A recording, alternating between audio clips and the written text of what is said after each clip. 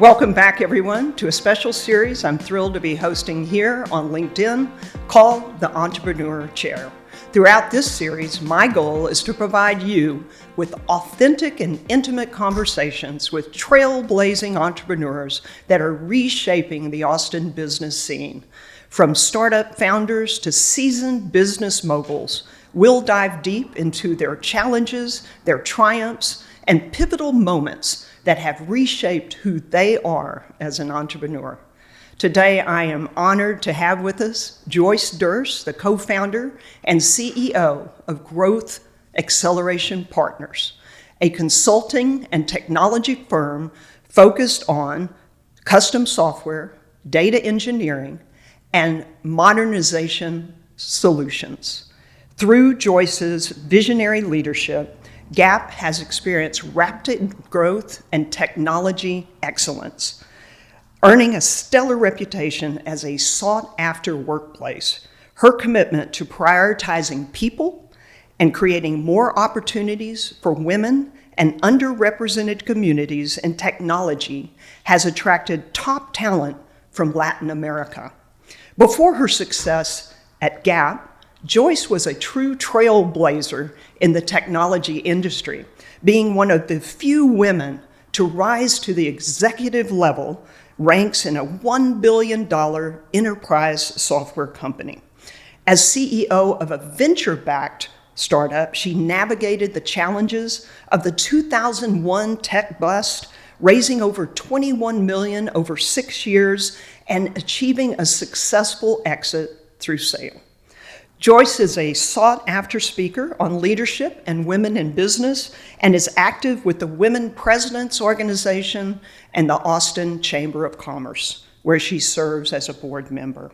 She mentors women CEOs and first-time entrepreneurs and has won prestigious awards, including the EY Entrepreneur of the Year 2023 Gulf South Award, the Top CEO Award at the 2022 Greater Austin Business Awards, the Profiles in Power Award from the Austin Business Journal, and the Stevie Award for Achievement in Developing and Promoting Women.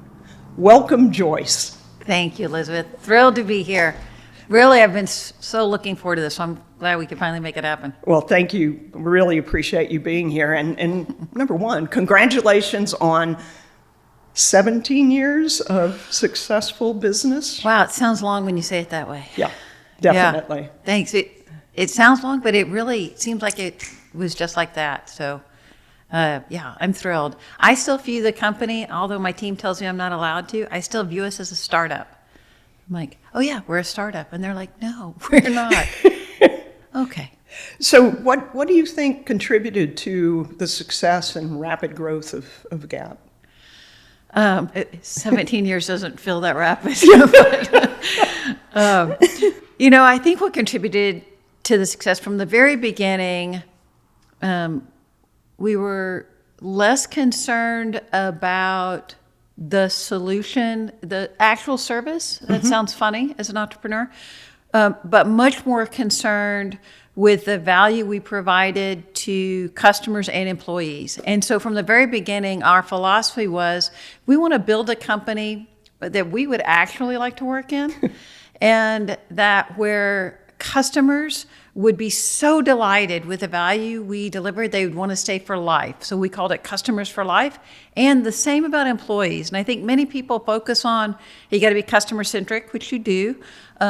But for us, it's like, let's create an environment where employees really want to spend their entire career. I mean, how many people today join a company and say, well, I think I want to be there in 20 years? Not that many. But that was, and that's my job. I want to create an environment that says, hey, this place, I can learn, I can thrive, I can grow, you care about me, you care about my family. I can be here for a long time. I love that. One of the challenges I see with companies is they have these core values, and they are posters on the wall. Yes. Yeah. Or I ask them, "What are your core values?" And they start looking through. Well, we've got them. You and your company live the core values, and I'm just curious, how did you take them off the wall and drive them into the DNA of your company? You know, it's an interesting exercise. And I think you've helped many companies with this and the work that you do with CEOs and companies, so thank you. But I don't think you can just write down core values. I think you can only discover core values. Mm-hmm. And so the way we did it is we were a much smaller company then, got all the people in a room and we said, just tell me all the attributes that you think are awesome about each of these people. And we wrote them on the wall. And then the words that kept appearing over and over and over were like, those must be our core values. So, and the other thing, this is a hack for people that are starting companies. Okay. This is, don't make 10. Please. Yeah. So we made 3, and then the other cheat that we did was like, how do we get every single person to remember it? Oh, I know. Make an acronym that spells out the company name. So Growth Acceleration Partners, which we call GAP. The G stands for greatness. So we're always striving for greatness. The A stands for being agile in our mindset and everything we do. And the P, which is the most important one, is investing in people.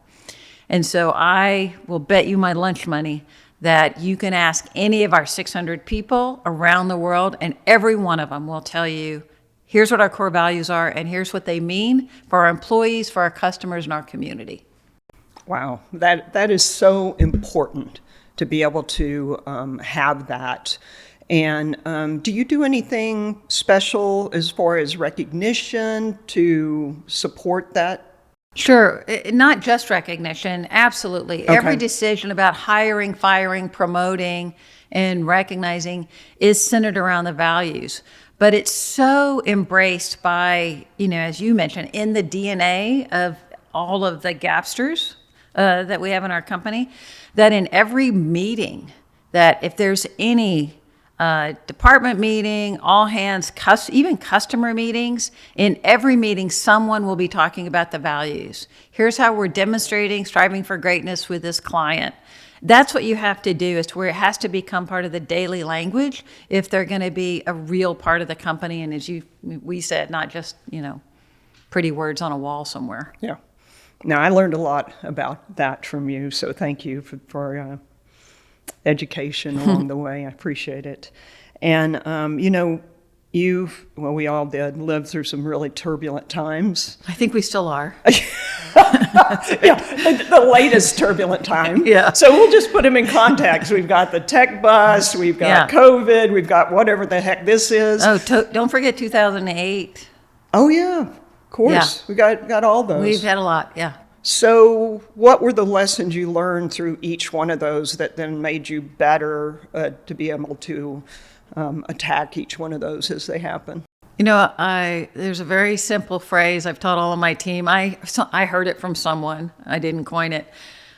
Said, you can't change the weather. And I took that to mean, okay, I can't do anything about a 2001 or 2008 or COVID or the tech recession we're still kind of in, but I can plan for it. And I can make sure my team is, and we're really good at this, has done enough scenario planning. We actually, before COVID, we had done scenario planning about 6 months before. One of our scenario plans was called the apocalypse. Okay. Where truly there was some big global disaster that impacted all industries. And we had a scenario plan that says, okay, here's what we're going to do about that. So again, I can't control the weather, but I can make sure I have an umbrella.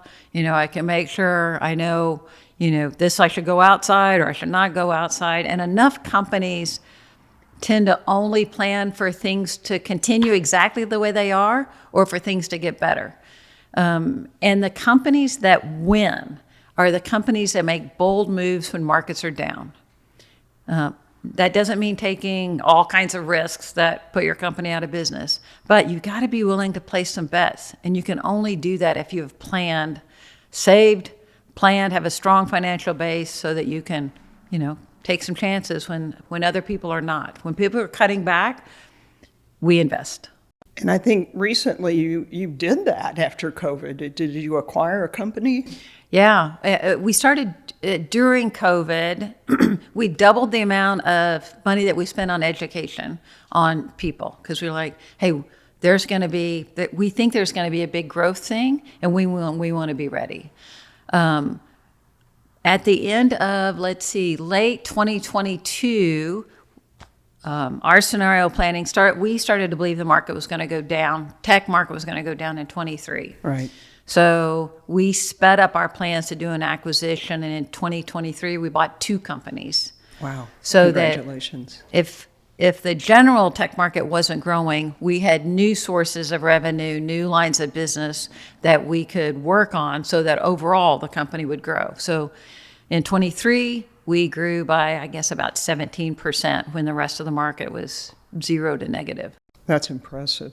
And of course, exits and acquisition are on everybody's mind when they're running a business. Were there some key approaches or lessons learned that you'd like to share about acquiring a company that helped you to make sure it was a good fit? Oh, it's hard. Yeah, almost impossible. It's really hard. I think you have to do an inordinate amount of due diligence. And so I went to all of my mentors that were friends of mine, that were tech CEOs, friends that were investment bankers, people in the PE world, and I asked all of them for their due diligence list. And I asked them, hey, when things haven't worked, what was that? Why was that? And so I think we tried to be really thoughtful about the process. And I would say for most people, acquisitions is like when you started dating. Oh my goodness, you have to kiss so many frogs before you figure out where that prince is. There's a lot of frogs. And another mistake I think entrepreneurs make is they very quickly fall in love with the idea and the promise of that thing, Right. and they ignore what the data is showing them that would make that not a good acquisition. And we probably looked at probably close to 10 companies, and we did due diligence with 4 or 5 before we said, no, this is one we really can move forward with. Wow. So you have to really be willing to walk away if it's not going to be the right fit, because doing bad acquisitions is, again, that's like a bad marriage. It takes a long time to get out of that. I have seen that. My very first company I worked with got acquired, and Yeah. The story was not a good one. So not all of them end well. And tying back to what we were talking about, Liz, many of them fail because of culture. Like if they have bad financials, you know that up front, and you're like, oh, I'm not going to, they have terrible financials. But so many people are willing to look past that company has a bad culture, and they just think, oh, well, I'll just make that better. That's hard. That's hard to do. Yeah, that makes a lot of sense. You had what I would consider a little bit of a turbulent upbringing. And I'm just wondering, what were some of the things that, how did you navigate that? What did that have an impact on who you are as a person and how you view the world? It's interesting. It certainly had a very turbulent upbringing. I'm very grateful for it, because the life of a CEO it's a roller coaster. And if you have a challenging kind of upbringing, at least for me, it taught me to be calm when things around you are not calm. And it taught me that, when people say you're going to have a bad quarter, now I'm like, okay, let's go work harder on it. And, that's not the end of the world. I've been in places where we didn't know if we were going to have food or a place to live. Those are serious things. Whether or not we're going to get the number that I want to get this quarter, okay, let's, again, try harder. But I think for many people that are going out there, you can't believe that one moment in time is the end of your story, right? So I never accepted that any of the things, my family, I'm the only person in my family to have ever gone to college. Mm-hmm. Before me, after me, which is frustrating to me. but the only one. So education changed the trajectory of my life for sure. Most of my family were always and still dealing with lack of education, addiction, challenges with law enforcement, just all kinds of issues. And I just never saw that as a path for my own life. Mm-hmm. When you're growing up in the neighborhood I grew up in, the big aspiration was, were you going to get to work at Dairy Queen or HEB or maybe the phone company? That was kind of it. And I'm like, oh, I don't think I like any of those choices. I'd try something else. So, again, there are so many positives that come out of that. I'm able to deal with all kinds of people. I'm not afraid of any kind of situation that's going to be confronted. I'm like, yeah, you live through that. It'll be fine. So I think, don't carry those things with you, but don't let them go either. Well, you are one of the most empathetic and giving people that I know. You're kind. Thank you. It's just, I know what your days, well, I don't really know what your days are, but with everything you're doing to running this amazing company, I just see that you give back for your work at the chamber, mm-hmm. and you give back to entrepreneurs, coaching them.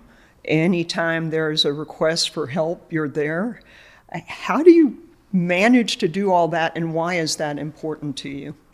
I think the people side is the most important. Okay. In terms of, I'm finally getting to a point in my career where people are, like, what do you want to leave behind and what's your legacy, which I've never thought about ever. Like, what does that word mean?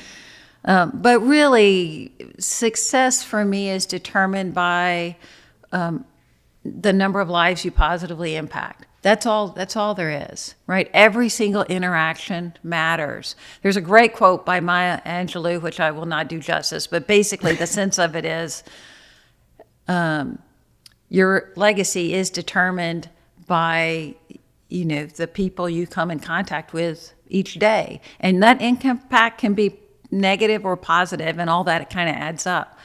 So for me, giving back to as many people as I can, try to help as many kind of female entrepreneurs starting businesses or getting more women in tech, or men as well, is like that's, someone did that for me. And as many people as we can help, that's the future of our country. It's the future, of the tech industry. And, we need a lot more diversity in it. So I'm going to keep being out there spreading the word. And Austin's a great city. I love Austin. I've been here since '94, and I cannot remember one single time where I called a person that I might not know and said, could I just have 15 minutes of your time? I have questions trying to run this company. Everyone has said yes. And so I think it's our duty to do that for as many people as we can. That's awesome. And recently you were inducted into the Austin High Tech Hall of Fame. There was some amazing people there, you being the latest. What was that event like? It was overwhelming. Really, that was a thing I'm so honored by, so grateful to the people in Austin and my team and the Austin Technology Council, but huge surprise. Because I'm one of those people that, in fact, I told Tom Singer, I'm like, Tom, I could have given you a bunch more names. Like, you just had to call me. I could have helped you with this. And he's like, no, it's you. It's you. I'm like, okay. So I was really grateful beyond belief, but still, think I have a lot more to do to earn that place with some of those other people. I still got to earn my way.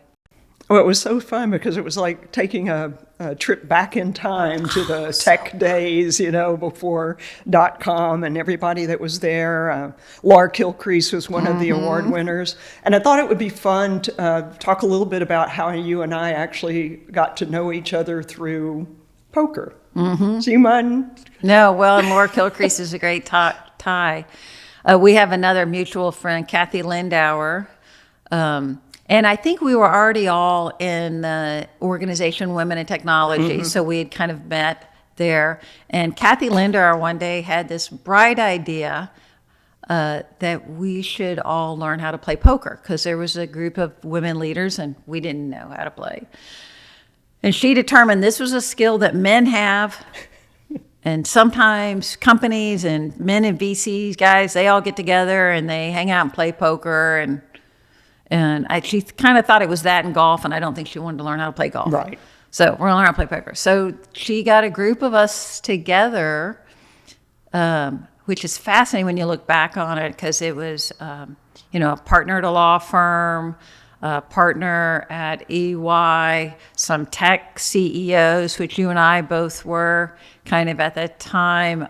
Laura Kilcrease, who's a legend in Austin in the VC community. So just got this group together and said, okay, let's learn how to play poker, which was hilarious, because in the first probably 6 months, we met once a month. We actually brought the instructions we printed off the internet on what beats what. It's like, oh, okay, you have a full house. Okay, does that beat that one? Let's look that up. So that was very funny. So we learned how to play poker poorly, I would say. I'd agree.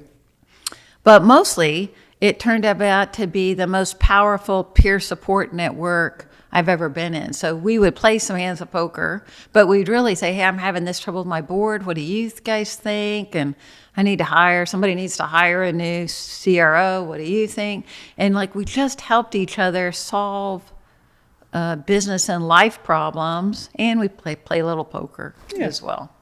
What did you think? I thought it was a great experience. Yeah, it's back 2000s. There weren't that many, women CEOs, and No. Being able to come together and be able to share that. And, I think that experience really jump-started my desire to help more women. So I became the chapter chair for the Women's Presidents Organization, which you've been kind enough to help us build the 2 chapters we have in Austin. Almost 30 women CEOs get together once a month.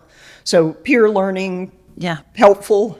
Yes, it was great. One of my favorite stories about that was probably the first meeting. Everybody, he had a little bag of change of, nickels and dimes and quarters, and everybody put their hands in, and by the end of hour and a half, someone had lost all their money. And we were like, oh, we feel so bad for Carolyn. Here, give her some of this money, and you give her some of your money. And I can't remember who it was, whether it was Kathy or Laura, was like, that is not how poker is. Come on, y'all. You have to keep the money that you win. You don't just give it back to them. You're like, oh, okay. Well, no, we'll be supportive. Yeah. Okay. I think we did get a little bit better. We did at get that, better but, at that, yes. yes. Not high stakes. No. So you're also a member of Women Presidents Organization. Yes, love it. You've been a huge contributor. And I'm going to thank you. You're the reason I'm an EOS implementer. Yay! You brought in the book Traction, flew in an implementer, just changed my life. So, I just wanted to thank you publicly for doing that, because I love what I do. I thank you, because you've helped not only my company, but so many companies, now that you're in this role, can really help get them on a path that's focused on values and purpose and leadership and accountability. So, yes, thank you. So what advice would you give to aspiring leaders and entrepreneurs? But I'll give you, there might be some. One of the first, I've been in WPO 7-8 years, I guess now. I was really, as a leader, as a CEO, when I joined WPO, I was really struggling. The company had reached a little plateau. There are certain milestones in a company's life that are very hard to get past. $1 million. 98% of women-led companies do not get past $1 million. Isn't that incredible? It's wrong. We have to work on that. 98%. And then, there's a natural break at 5, 10, 20 million, 50 million. Mm-hmm. We were stuck trying to get to 20 million. We did 17, we did 18, we did 17.9, we did 19. I'm like losing my mind. We just have to get this company to 20 million. And I went to my first kind of big WPO meeting, and I telling my group, my peers, my support system, my tribe here, they got my back. Hey, I'm having this problem. Their very first comment was, don't ever talk to us about that again. Like, you may never mention 20 million in a sentence. You may only talk to us about 50 million. What's your plan for 50 million? And it was just the biggest aha moment for me that I was putting a barrier, limits around what the company was, what its potential was. And as soon as I started planning for, hey, let's make the company 50 million, like magic happened. The next year we were 23, then we were 32, then we were 43, then we were 53. And I was like, So my first piece of advice is, you got to think bigger. Like, you got to make plans for bigger, right? Don't say, hey, I'm just only going to be $1 million company. I'm going to be a $5 million company. Well, what's your plan for 10? And as you get to 8, what's your plan for 20? Mm-hmm. So especially with women, I just see them, they just think a little bit smaller, and they can do so much more. And I love that, the visualization and the power of it. Yeah. You put it out there in the universe and, hey, I'm going to go hit 50 million. And you did. And the universe conspires, because you have to put the right people in place that can do 50. You got to put the right systems and processes. All of that kind of comes together. And then it's like, oh, well, look at that. And then 2 other words. As we talk about entrepreneurs and leaders, I think great leaders, you mentioned one of them, which I think is the most important. But before that one, vulnerability. If you're not willing to be vulnerable, don't be a CEO. Right. Like, stand up, be truthful, authentic, be vulnerable, and then you have to lead with empathy. If you can't put your place in the shoes of your customers and your employees, then you're not going to be successful in that seat. Well, and I've also cultural adaptation. I know you have locations in the U.S. You have where are your locations, and what have you learned about expanding into additional countries? Austin was home, but within the first year, we knew we were building a company that would also be in Latin America. So really big offices in Costa Rica, really big offices in Colombia, smaller offices in Peru and Mexico, and then the last acquisition, had a lot of people in Kentucky, which I'm like, Kentucky, the high tech hub. That's right. They are very proud of bourbon there too. So that's great. But culturally, we actually spend a lot of time on multicultural issues, because it was very interesting. Like, so when we went from Costa Rica to Colombia, we understood, hey, those cultures are really different. Mm-hmm. The people that struggled most with the different culture in Colombia was not the U.S., it was Costa Rica. Because Costa Rica they love everybody. They love everyone in Latin America. They're like, hey, these are my new brothers and sisters in Colombia. We all speak Spanish. And the Colombians are like, have a very competitive nature. And they're like, oh no, please stop coming over here. We could do this by ourselves. So we did a lot of, and still forever, we do a lot of multicultural training to teach all the countries, hey, this is kind of how their brain works. This is kind of how they think. Here's how we embrace each other and work together. Because ultimately you want to get to one culture, the gap culture, and everybody contribute and be a part of that. But yeah, so you can't take it for granted. The people, again, let's go back to the people part. That's the most important part in everything that you do. It's the people. Well, you've got a stellar crew. I've Thank come you. across. You know them. They love you. Oh too. My gosh, they're wonderful human beings. Yes, they are wonderful human beings. So, what have you found most fulfilling in just doing what you do as a CEO and building a company? The people part, but I would tell you, it's the most fulfilling. It's the part that causes me the most stress. It's because I worry about them. I'm as a company, we're so connected to each other. Our company's big enough now that we have to deal with issues when, people's parents die, or, I have a couple of people on my team right now that have cancer. And so those become very personal issues, right? Kind of for us. But I will tell you, when the market's not doing what it's supposed to, and no PEs aren't investing in tech companies anymore, when things are going bad, the thing that I do to make myself feel better, relieve stress, We have Slack. We use Slack. I literally randomly spin the Slack wheel and I pick someone in the company and I call them. They don't know I'm going to call them, which sometimes scares them a little bit. I'm not trying to scare them. CEO's not trying to scare you. But I'm just like, hey, I just wanted to talk to you today. Tell me about what project you're on. How's your family? Do you have a dog? Do you have a cat? Just catch me up. And if I do that, I try to do, one of those a day.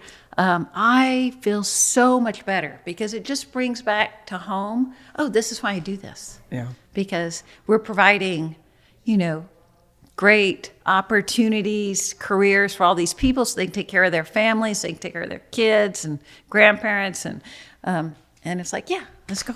Let's do some more. Let's make it bigger. That's got to be very grounding. It is. So I like to end each episode by asking a couple of questions. We covered them a little bit off and on, but yeah. This is where I really try to upset you. So what authentically... This is the crying part. Now I'm going to ask the question. This is the Barbara Walters moment. Yeah, how did I miss that? So what authentically makes for a successful entrepreneur? Empathy. I think that's the most important thing, empathy. And I'll tell you one other thing for entrepreneurs, which they won't like hearing. And I'm an engineer. I'll just confess. I love that. Engineer by trade. I'm an engineer by trade. Whatever product you're selling is not important. So stop thinking it is. Nobody cares about it. And that's the part, you have to get that because what people care about is the problem that you're solving. So talk to them about the problem that you're solving and ask them why that problem's important in their life and really understand that part before you ever talk about your product. And I think entrepreneurs, we get that in reverse a lot because we're so proud of what we've done. Let's understand the problem side, then you're going to be way more successful. That's beautiful. And we've talked a little bit about this again, but just to summarize, how do you define success as an entrepreneur? Yeah, for me, it's about the number of people whose lives we can really positively impact, and there are people starting to ask, maybe I need to work out more something, but hey, when are you going to retire? And I'm like, why are y'all asking me that? And my gray hair, what's going on? And they're like, you've gotten the company, it's pretty big, and why do you need to make it bigger? Surely this is just big enough. And I'm like, no, because we can really do a lot more for a lot more people. The bigger Gap grows, the more people, that work in the company that we can help. The bigger Gap grows, the more charitable dollars we have to invest in all the communities that we work in. The bigger that we grow, the more customers we can help really bring their solutions to market that are going to change the world. So for me, the company needs to get a lot bigger because there's a lot more people that, can benefit by Gap doing that. And you did all this self-funding. Yes. Yeah, we've got no outside money. We have no investors. We're one of those bootstrapped companies, mainly because the values are so important to me. Right. I believe, there's a lot of companies that should take capital. I'm not against that. But I really believe that if we're going to be a values-led company, this was the only way we can do it. Now, also, to be fair, women-led companies only get 2 or 3% of venture funding. So, this was a pretty easy path. But yeah, I really want to make sure that for as long as I can, this is a values-led, first and foremost company, and we don't take any outside money that would be contrary to that path. Well, congratulations on Gap, the success, the amazing team, and many more years of wonderful, positive progress. So thank you so much for your investment and time. Thank you. Thank you, Elizabeth. I thank you so much for all you do. We couldn't be here without you as a partner. Yeah, we love it, right?